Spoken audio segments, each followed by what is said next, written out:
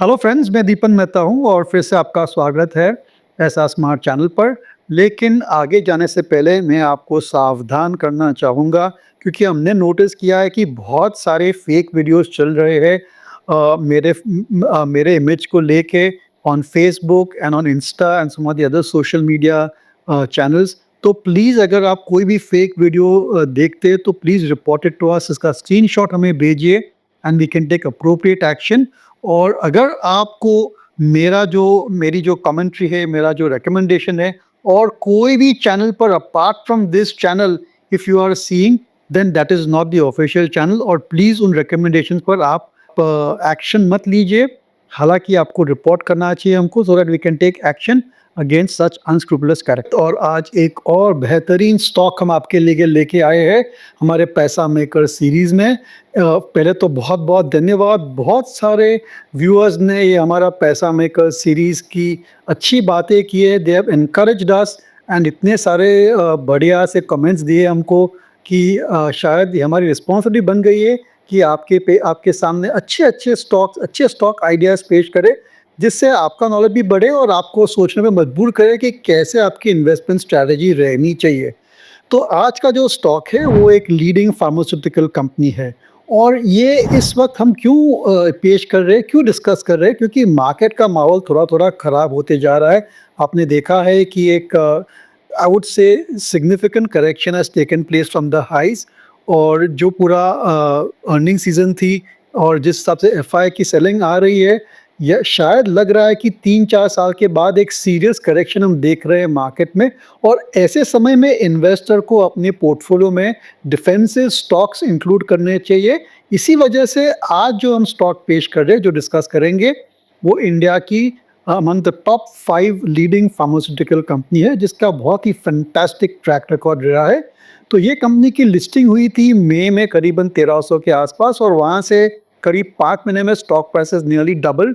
लेकिन फिर भी हमारे ख्याल से ये कंपनी है जो लॉन्ग टर्म बहुत वैल्यू क्रिएट कर सकते हैं। ज़रूर से आपको इसको नज़र में रखना चाहिए। तो आज का जो स्टॉक है वो है मैनकाइंड फार्मा और इसकी खास बात ये है कि करीबन 93% of its sales come from the domestic market. यानी कि जो ब्रांड्स है डोमेस्टिक मार्केट में, ऐसी फैंटास्टिक ब्रांड्स है इस कंपनी की, जिसकी वजह से the company is able to have superior operating model.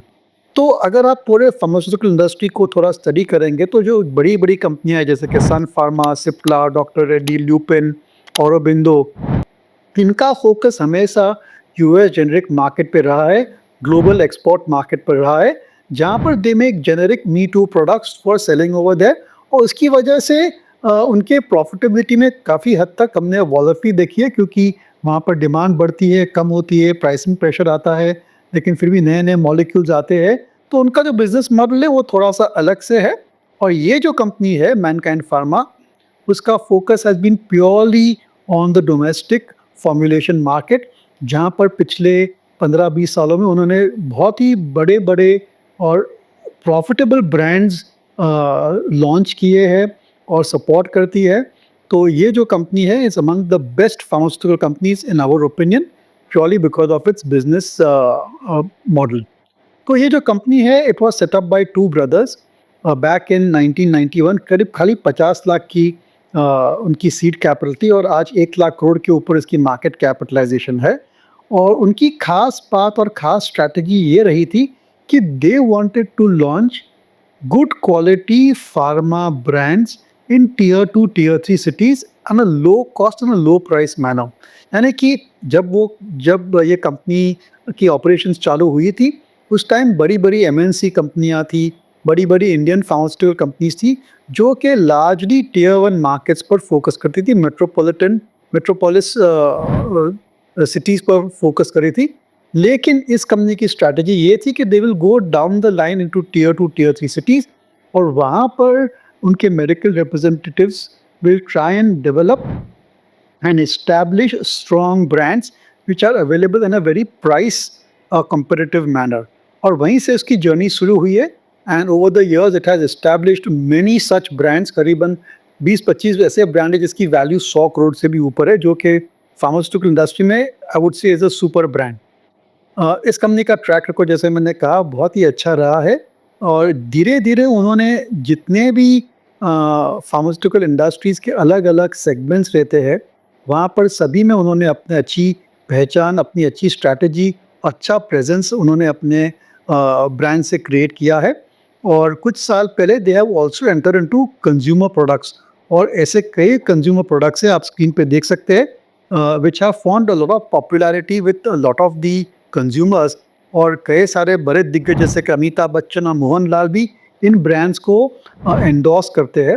तो एक थी उनकी strategy to work with the doctors to get the prescription for their branded products और दूसरी through aggressive advertising they have launch a lot of consumer products as well और थोड़ी सी export business है, नीश business है, जहाँ पर अच्छी प्रॉफिटेबिलिटी है।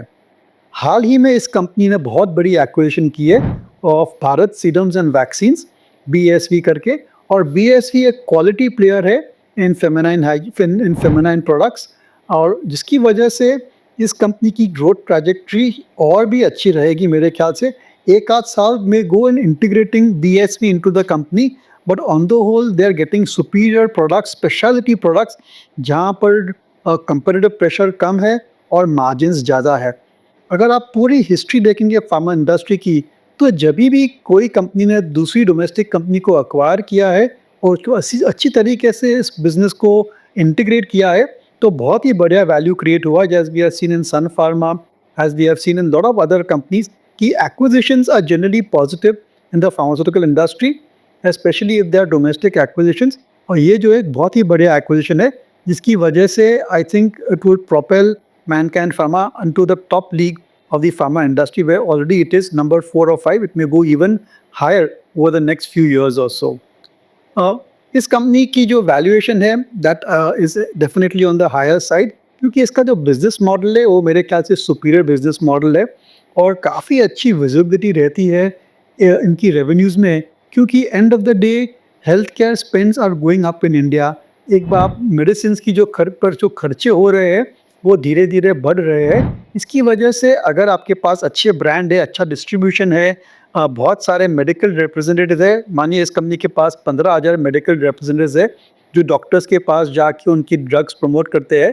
तो ऐसा अगर आपके पास पैन इंडिया नेटवर्क है तो धीरे धीरे सेल्स तो बढ़ने वाला ही है because of the demographics, because of higher spending on medicine.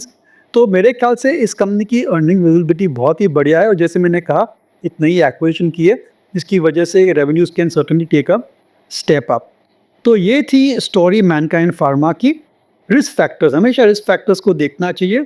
तो एक सबसे बड़ा रिस्क फैक्टर मैनकाइंड फार्मा में ये है कि government is controlling the prices of certain की फॉर्मुलेशंस, यानी कि कुछ ऐसे ड्रग्स है जहाँ पर गवर्नमेंट की प्राइसिंग कंट्रोल रहती है और कई कई बार नए नए मॉलिक्यूल्स भी इस प्राइस कंट्रोल में आ सकते हैं और इसकी वजह से प्रॉफिटेबिलिटी पर असर आ सकता है। तो ये एक बड़ा रिस्क फैक्टर है मैनकाइंड फार्मा के लिए क्योंकि जैसे मैंने कहा 93% revenues come from domestic formulations और अगर उनकी कुछ फॉर्मुलेशंस पर गवर्नमेंट की प्राइस कंट्रोल आती है तो दाम उनको घटाने पड़ते हैं जिसकी वजह से उनके प्रॉफिटेबिलिटी पर जरूर से असर आ सकता है।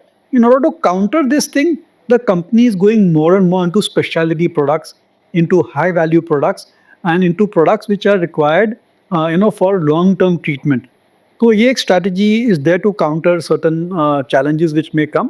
अपार्ट फ्रॉम दैट ये जो बड़ी एक्विजिशन की है बीएसवी की, अगर उसमें कोई इंटीग्रेशन इशू आ जाता है, कोई सरप्राइजेस आते हैं तो डेफिनेटली कंपनी के वर्किंग पर असर पड़ सकता है। बट जैसे मैंने कहा बहुत ही बढ़िया मैनेजमेंट है, एग्रेसिव मैनेजमेंट है and they have understood the industry really well. So from that point of view I feel कि ये जो रिस्क फैक्टर्स है they should be able to manage it very well. तो अगर सब चीज़ें इस कंपनी में इतनी बढ़िया है तो आपको सोचना क्या है? सोचना ये है कि वैल्यूएशन थोड़ा ज़्यादा है as compare to a lot of other pharmaceutical companies like Sun Pharma, Lupin, doctor Reddy's. इसका प्रीमियम वैल्यूएशन है, price earning multiple is in excess of 50 times or so. लेकिन इसका ट्रैक रिकॉर्ड देखेंगे, इसका करंट वर्किंग देखेंगे, बिजनेस मॉडल पर अगर आप सोच लगाएंगे तो आप ये ज़रूर हमारे हिसाब से आप जरूर ये कंक्लूजन पर आएंगे कि may be it's valuation is justified. तो मेरे ख्याल से ऐसे मार्केट में अगर करेक्शन में आपको ये स्टॉक थोड़ा सस्ता मिलता है तो ज़रूर से आपको कंसिडर करना चाहिए। ये एक रिकमेंडेशन नहीं है, लेकिन आप इस स्टॉक को, इस कंपनी को, इस मैनेजमेंट को ज़रूर से स्टडी कीजिए, आपके वॉच लिस्ट पे रखिए। It is definitely one of the best pharmaceutical companies to study and to buy in this market. बहुत सारे आपके इतने सपोर्ट और एनकरेजमेंट हमको मिले हैं इस चैनल पर, और इसकी वजह से हम आपके लिए एक सरप्राइज़ लेके आ रहे हैं।